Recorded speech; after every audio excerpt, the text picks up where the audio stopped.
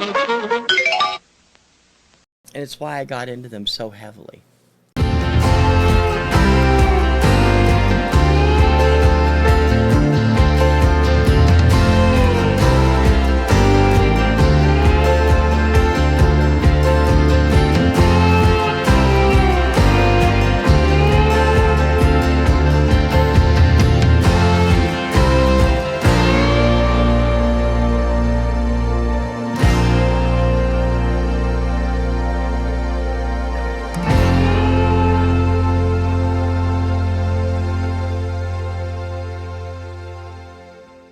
Greetings, VC, TC Kirkham, the Kirkham Report here, and this is the show where I talk about the artists that had a profound impact on my life as a person, on my life as a collector, and generally in my musical journey through life.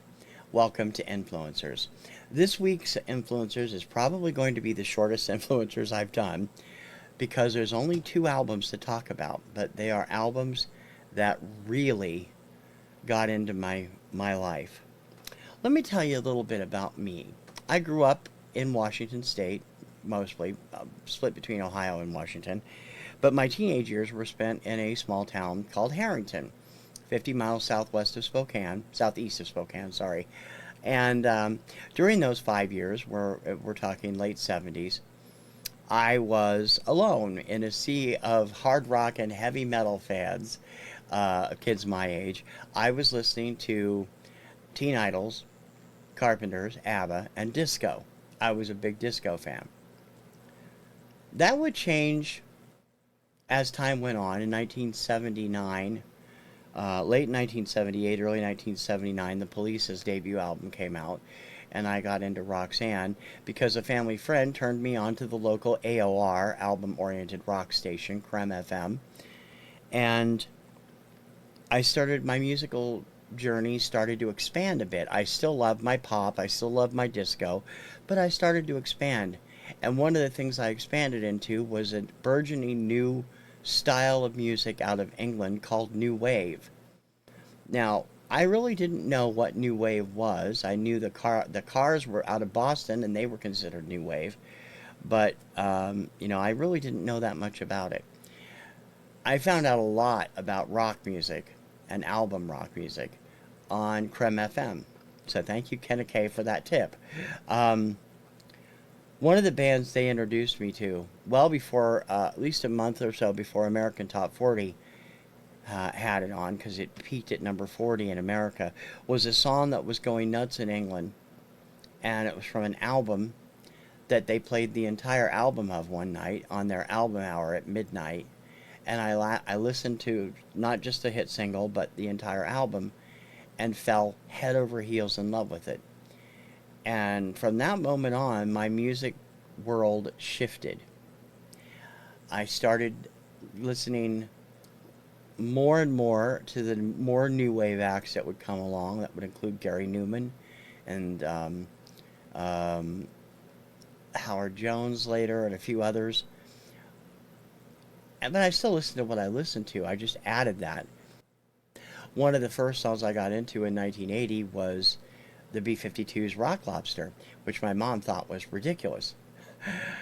What is that? Oh, that's garbage. What are you listening to that stuff for? I thought it was hilarious, and her reaction was hilarious. I always shared my music with my mom.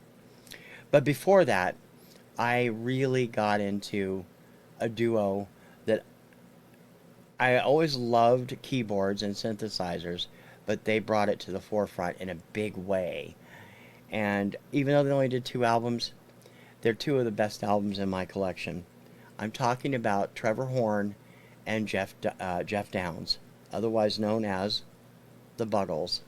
This is going to show up really bad because of the way that this album cover is designed. It's making all kinds of crazy patterns on there. The Buggles, The Age of Plastic. There's the backside with Jeff Downes. Featured their hit single, Video Killed the Radio Star, a song which literally changed my life forever. The 8 songs on this album I had memorized within a month after picking it up. It is still one of the best new wave albums of all time. Best electronic music album of all time. Trevor and Jeff would be together only for one full album and part of a second album before Jeff unceremoniously dumped the Buggles for Asia. I can't say I blame him. They had quite a bit of success, and Trevor would go on to big success in other things too. But their debut album, The Age of Plastic, was an eye-opening experience for me. I'd never heard music like this before, and I have loved it and much of the music like it ever since. The album is an amazing trip through 8 songs, the biggest which, and the one that's really known by everybody, of course, Video Killed the Radio Star, but there's other great songs on here as well. Starting off with Living in the Plastic Age, which talked about the time. Video Killed the Radio Star. Kid Dynamo, which is possibly my favorite song on the album. It's also the flip side of Video Killed the Radio Star, I think. I Love You, Miss Robot. Clean Clean, the second single, which didn't do nearly as well here in the States. Elstree, Astro Boy, and the Proles on Parade. I still want to know what a prole is. And Johnny on the Monorail. This album was incredible to me. I mean, it really was. The music, the style, Horn's vocal work and his keyboard work. This was on the then fairly new version of the Island album label. And it is an album which I listen to even now a good at least once a month because it's just that good. I love this album. I always will. I have digital copies too, so I can save my vinyl. And the new sound intrigued me. And as I said, once the Buggles hit, Lip Sync fell into their category, even though they were considered disco. But Funky Town and that whole album, Mouth to Mouth, and their follow-up album, Pucker Up, were very much R&B influenced electronica, much like they had done on the Buggles. And later acts that came along, as I said, Thomas Dolby, Howard Jones, A Flock of Seagulls, they were all part of that new wave movement with keyboards front and center and really sounding great. And I don't know if I would have liked it as soon as I did, as early as I did, because I was into the Buggles in late 1979, and on the Kirkham Report, Video Killed the Radio Star finished as the #1 song of the entire year 1980, which obviously tells you that I loved that song. Never stopped playing it, and have always thought it was a genius piece of work.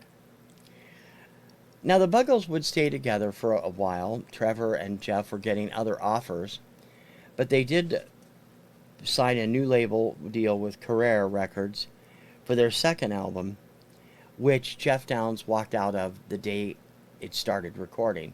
So it's basically a Trevor Horn solo album with a few session people, and I'm not sure if Jeff actually plays on these songs. I think he plays on most of them, and it's his keyboard work. Horn is actually the guitarist and the vocalist on these. I'm sorry about that, but it's really sad to know that they didn't go further. This is 1982's or 1981's Adventures in Modern Recording. Great album. Features the single On TV, which I did well on my chart. I can't say whether it did well nationally, because it didn't. And they had another great song on here called I Am a Camera. But the whole album, again, very synthy, very new wavy, and showing what Trevor and Jeff would do in other acts.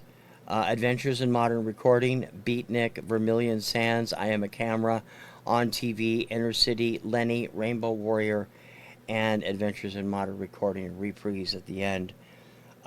This is another fantastic album from them. And not that many people are aware of Age of Plastic. People are not aware of this one as much. And it's a shame because it's a really good album as well. Now, almost as soon as this came out, the Buggles were no more. Jeff had split for Asia. I guess he maybe left on the day it was coming out. And Trevor was joining Yes at the time. Now, that made me disappointed because I only got 2 freaking albums. 2 freaking albums. That's all. That's all there are. But they're albums that play an important part in my life, an important role in my musical love for this format, this genre of music. Without Video Killed a Radio Star, I would have never probably listened to some of this other stuff. I definitely wouldn't have listened to B-52's Rock Lobster, which I actually only heard because it was on a Warner Lost Leaders album I bought a la carte and fell in love with it. I've been a marginal B-52's fan. Not everything they do is great, but I love some of their stuff. It was nice to know that Trevor and Jeff would both go on to bigger and better things. Jeff, of course, has been with Asia for years. And Trevor, in addition to working with Yes on... that's sad, I can't remember the name of the album. I want to say OU812, but that's a Van Halen album. The Zip Code album with Owner of a Lonely Heart and Leave It on it. Trevor was on that one. And of course, he later became incredibly influential as a producer. He was the producer of Frankie Goes to Hollywood's masterpiece, Welcome to the Pleasure Dome. And he did a lot of other acts over the course of the 80s. Am I sorry the Buggles broke up? Hell yes. I would still be buying their stuff if they continued to be out there. They've done some, I mean, they still come together and perform together every now and then. Little reunions. They usually take time to do Video Killed the Radio Star and one or two other songs. But the moment I have this just exploded into my head. Here's a kid who's, centric on disco and teen idols like Leif Garrett and Christy McNichol and ABBA and the Carpenters. And then suddenly, after a slight introduction from the Police's Roxanne, to suddenly be thrown into the new wave era with Video Killed the Radio Star. My mind was blown, and I never looked back. Now, that's not to say I don't love that older stuff. I'm still primarily a pop fan. But New Age is always going to be a part of my life. New Age too, but that was the Andreas Fallenweider show. New Wave is always going to be a part of my life. And it's because the Buggles got me there first. Trevor and Jeff, if you ever see this, I will be forever in your debt. And I love both these albums, and anybody who doesn't hasn't really listened to them, I don't think. They're not your standard run-of-the-mill new wave. They have little messages of their own. Some new wave songs don't make any sense. Rock Lobster is a perfect example of that. But some new wave songs don't make any sense, and they're not supposed to. These all have cohesive stories, and they're wonderful. On both albums, and they're fantastic. And it's why I got into them so heavily. I wish they had stayed together longer, but we have other music from them to enjoy, both as artists and producers. And would I love to see them go on a reunion tour? Hell yes, I would be there if I could. And I haven't been, I think the most recent artist to get me this jazzed over the style of music, the way that they approach music, is Iceland's Daddy Freyr, who does a very similar kind of modern new wave music with his all synthesizer and just clicking buttons on his little panel to bring up the music, and he's just amazing. And my love for him goes back to my love for the Buggles. My love for Howard Jones goes back to my love for the Buggles. Heck, even my love for Nick Kershaw goes back to my love for the Buggles. The Buggles were awesome! And anyone who tells you different, hey, send these proles on parade to visit them, because they're wrong. Just that simple. And like I said, one of the shortest influencers I've ever done. If you haven't subscribed yet, please do. And if you have, thank you. I appreciate it. I hope you enjoy this show and also my other shows. Rank This on Thursdays, the Kirkham Report on Saturdays, and the new revamped radio retro countdown on Sundays. I'm going to keep that new format because I got lots of positive feedback about it. And the pop retro countdown will reappear at some point. And they're all on at 4 p.m. Eastern, 1 p.m. Pacific time on TKR Video Central. And you can catch Obscuria Monday through Friday at 11 a.m. Eastern time, 8 a.m. Pacific on TKR Video Central.